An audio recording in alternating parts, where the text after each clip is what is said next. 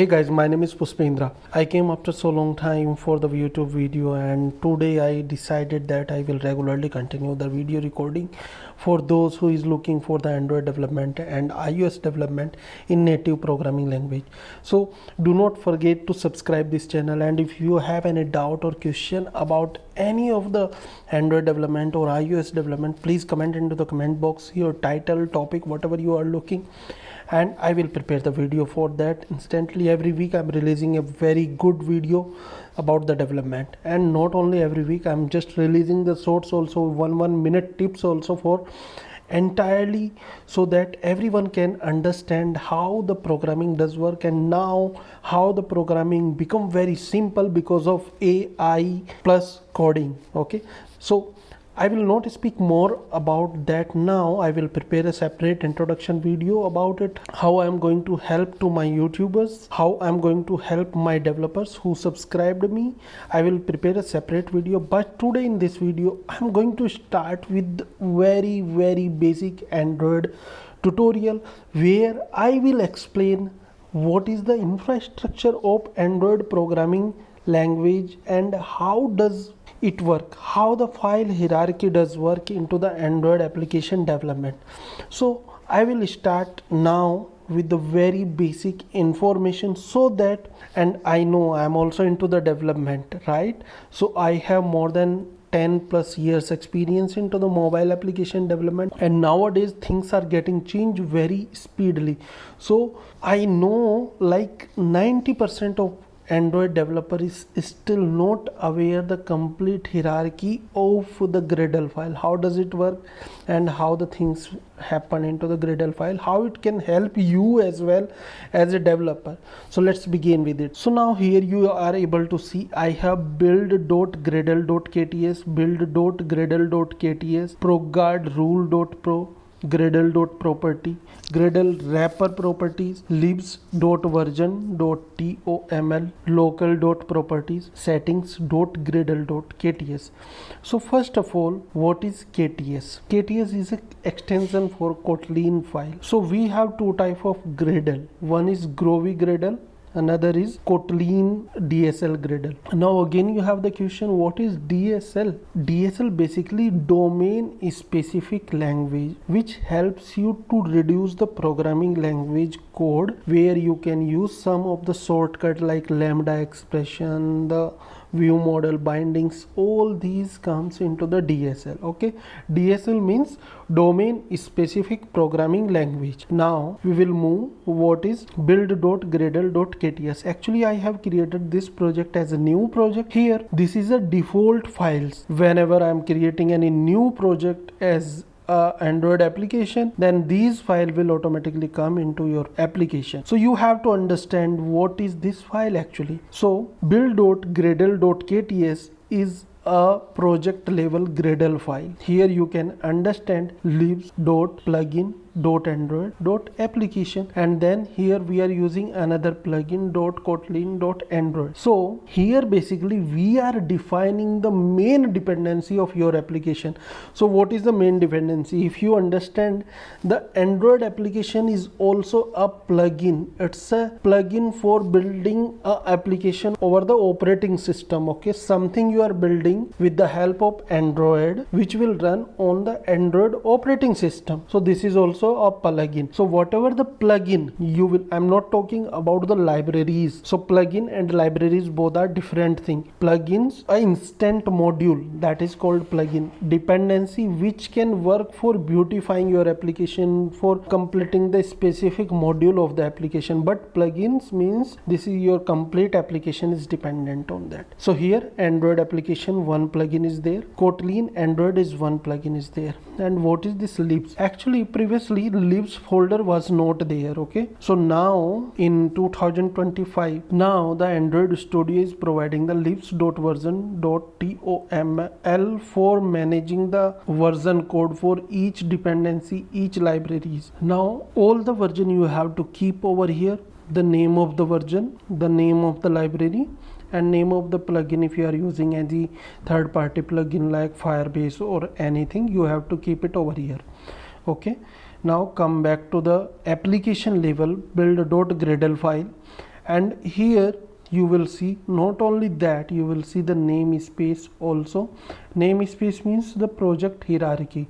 Here if you will notice, this is your namespace com.example.dummy.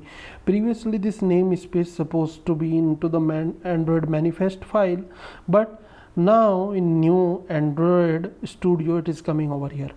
Compile SDK, it means that right now your mobile application will perfectly work on Android version 35, means it's compiled maximum version 35. If 36 is coming and maybe some module do not work on that 36, so it doesn't mean that it won't work on 35. It will work on 35, but it may not work on the upcoming version. So that is means the compile SDK. Here default config of your Gradle. So what we need to give, application ID. Application ID is the unique identifier for your mobile application, which will be used for publishing the application on the Play Store. Okay, so it should be unique always. It means that you cannot rewrite this with any other application which is published into the market. Now minimum SDK means our application will work from Android operating system 24 to 35 API level. This is the version code for the mobile application. When we are uploading the application on the Play Store, then this version code and version name should be unique always. So what is the best practice? So first version when you are uploading on the Play Store, you can release with 1, second, 2, 3, like that you can release, and this you can make 1.1.0, then 1.1, 1.2, like that you can manage. So this is how you can work with the version code and version name. Now test instrumentation runner. So for more detail I will comment over here what is this test runner. So test runner tells Android which test runner to use when running your instrumented tests and tests that run on actual device or emulator. Whenever you are running on emulator, so it means that it has to be known by the instrumentation runner. Now we have the build type. Here we have two type of build. Okay, one is the release, another is the debug. Debug means whenever you are click on this compile button, automatically it will come into the debug mode. And release means whenever you are generating a build from here signed app, then it will automatically come into the release. So here these are the property. Is minifyEnabled means it will minify your code with the help of this Proguard rules. In next video I will explain you how you can secure your code with the help of Proguard rule and how does it work. Now the compile options. Compile options means your source compatibility and your target compatibility, and the version of your source compatibility and your target compatibility is the Java version. Your entire Kotlin code will be compiled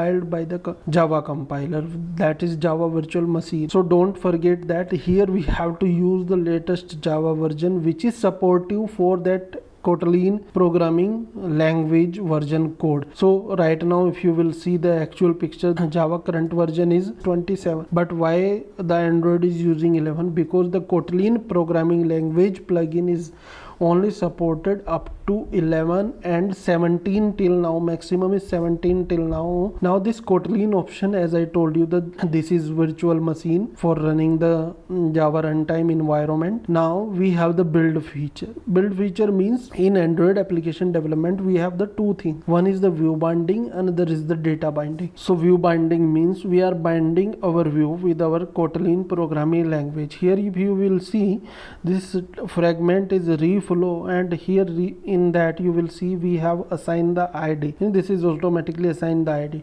Now I will open the reflow fragment where we are using it. Here you will able to see we have created the fragment binding. It means that directly with the help of binding dot text reflow we will directly able to access that particular text so that we can assign the value. This is called view binding. And in data binding, directly we no need to access that text specifically, this text view, directly we can assign our value to the XML without having more code.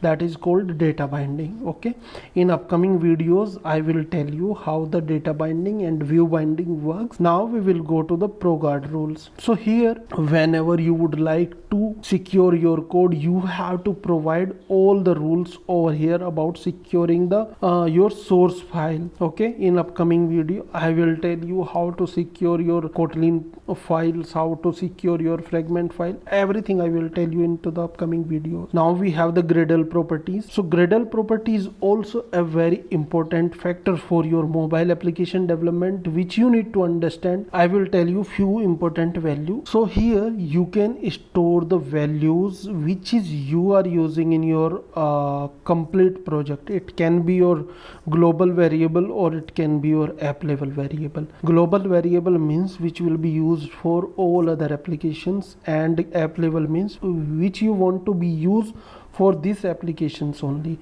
Here how you have to store the value, this is key and this is value of the key. Okay, for example API URL. Now you want to give the API URL, that is https example.com API. This API URL you can use in your project after syncing. I will tell you how you can access it. Now come to your application level. So here we have release and we can create debug also. Here now for example you are using multiple URL, one is the production, one is the test development. So same way you can create over here also. For example API, we can say API.pro, API underscore pro, and this go to your build.gradle. Here for example your release, first of all you have to write BuildConfigField. Now here you will able to see type of the field, name of the field, and what is the value we have to pass. Now type is string, name we can say API URL, value we have to follow a syntax, that is property, and name of the property is whatever we have to give. The next is what is the name of the property. For release I will go to the property file. Here I will check production, I will go back to my Kotlin and here I will give this. Now same I will do for dev. Here I will change this to dev. Now I will sync it, and after syncing I can use it in my class file or anywhere where I want. For example I want to use over here private val API equals, I can say API build config API URL. So here we have seen that there is some issues is coming. So build feature, we have to go in android.gradle file, we have to find out is there any build feature or not. If it is not there, then here you can see now we have to go and here we can make build config equal to true. Now if I run it, then this error will not come. First we have to sync it. After syncing we have to check in over here where we will able to see the output. Now before seeing the output we have to check that it is running or not. Okay, now after that here you will able to see it has been accessed. Now like that we can use any of the constant file with a security. You can store in gradle.property file and you can reuse it wherever you want to use. Now gradle.wrapper property, what is this? So sometime you need to know, for example if whatever the path you have given for the Gradle and it is not properly configured, then you can reconfigure from over here and you can manage the settings. This is a one-time settings phenomena we can say, but no need to touch this file, let it be same. Android Studio, whenever you are creating any project, it will automatically fetch the location of your Gradle. Now this libs.version I have already explained you about it. Now we have the local.properties means whatever the SDK you are using in your application development, that has to be located over here. And where is the location of that SDK? So this is the location of the SDK, this is the Java SDK for running the application. Okay, now the final file we have the settings.gradle. so settings.gradle is the project level information where you can change the root project name. For example, right now my root project name is dummy responsive, and what it's include my app. Here you can see my app, so all the information will come under the app folder. So this is the means of that. Now here it is a completely plugin management, and this is very extended level which is just released before a month ago. So right now it's April and it has been released in January only. So this is the new terminology where you can manage your all the plugins with the repository and from where it is coming.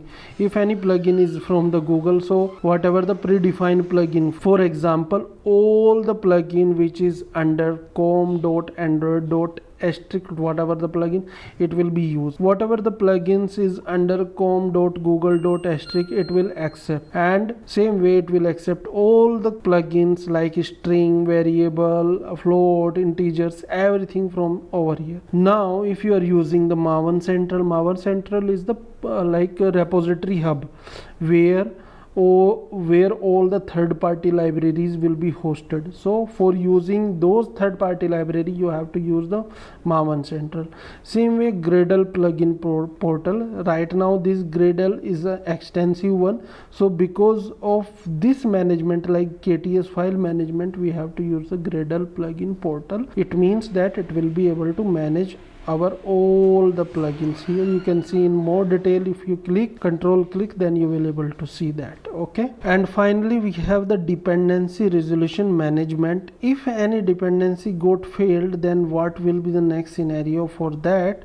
So all the management of the repositories will be there, all the management of the dependencies will be there. I hope this video will help you with all the developer who is just starting their development from the beginning. And if any experienced developer who did not watch that, who was not aware about all these meaning, I'm happy to see you here. So if you required any specific topic for upcoming video, please comment into the comment box. I will prepare the video and I will share with you as soon as possible.